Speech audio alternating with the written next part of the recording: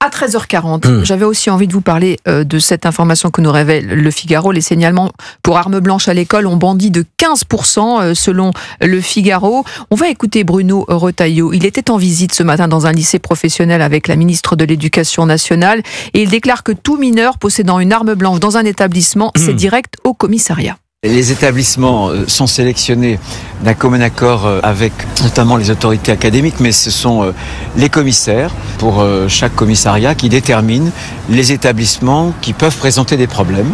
Mais encore une fois, pour qu'il y ait dissuasion, il faut que ce soit aléatoire. Donc on ne prévient pas évidemment des contrôles à l'avance. Elisabeth Borne l'a dit, cette instruction, ce télégramme que nous avons adressé au préfet et au recteur, nous l'avons co-signé. S'il est majeur, systématiquement, quand il y a des stupéfiants, quand il y a une arme blanche, c'est une AFD, une amende forfaitaire délictuelle. S'il est mineur, c'est direct commissariat.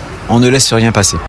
On ne laisse rien passer, Georges Fenech. Je rappelle que ça s'inscrivait dans le lancement du dispositif de contrôle avec des fouilles aléatoires et inopinées désormais près des lycées et des collèges. Oui, il faut même des brigades spécialisées, des gens de la réserve par exemple, de la gendarmerie, etc. Il y a beaucoup de régions qui le font. Je pense la région que je connais le mieux, la région Auvergne-Rhône-Alpes, où Laurent Wauquiez a même installé des portiques dans certains lycées.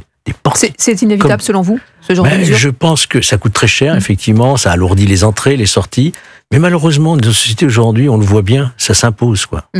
On vide la baignoire à la petite cuillère. Si vous voulez, le problème avec le couteau, il n'est pas du côté de la lame, il est du côté du manche. Il y a une époque où tous les enfants avaient un petit couteau dans leur sac ou dans leur poche, les scouts, etc. On le voit dans les vieux films. Bon, il n'y avait pas d'égorgement pour autant. Là, le problème, c'est pas le couteau, c'est l'enfant.